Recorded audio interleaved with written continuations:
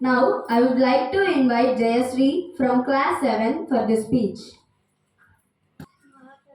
గౌరవనీయులైన ప్రధానోపాధ్యాయురాలికి, ఉపాధ్యాయునులకు మరియు నా తోటి విద్యార్థులకు గణతంత్ర దినోత్సవ శుభాకాంక్షలు. నా పేరు జయశ్రీ. ఈరోజు మనం 77వ గణతంత్ర దినోత్సవ వేడుకలను జరుపుకుంటున్నాము. ఈ రోజును ప్రతి భారతీయుడు ఎంతో ఉత్సాహంగా జరుపుకుంటాడు.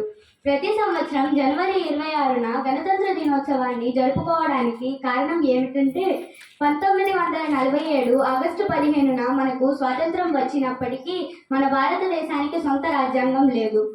మన భారతదేశానికి సొంత రాజ్యాంగాన్ని రూపొందించడానికి డాక్టర్ భీమ్రావ్ రామ్జీ అంబేద్కర్ అధ్యక్షతన ముసాయిదా కమిటీని ఏర్పాటు చేశారు. భారత రాజ్యాంగాన్ని రూపొందించడానికి 2 సంవత్సరాల 11 నెలల 18 రోజుల సమయం పట్టింది. అప్పుడు 1950 జనవరి 26న భారత రాజ్యాంగంగా దేశం మొత్తం అమలులోకి వచ్చింది. అందుకే ప్రతి సంవత్సరం జనవరి 26న గణతంత్ర దినోత్సవ వేడుకలను జరుపుకుంటున్నాము. మన రాజ్యాంగం ప్రపంచంలోకెల్లా అతిపెద్ద లిఖిత రాజ్యాంగం. ఈ రాజ్యాంగం వలనే మనం స్వేచ్ఛగా జీవించడానికి హక్కులు లభించాయి. ఇంకా మనం ఇంత స్వేచ్ఛగా ధైర్యంగా జీవించడానికి మన దేశ సైనికులు, మన దేశ స్వాతంత్ర పోరాట ధీరులు ముఖ్య కారణం.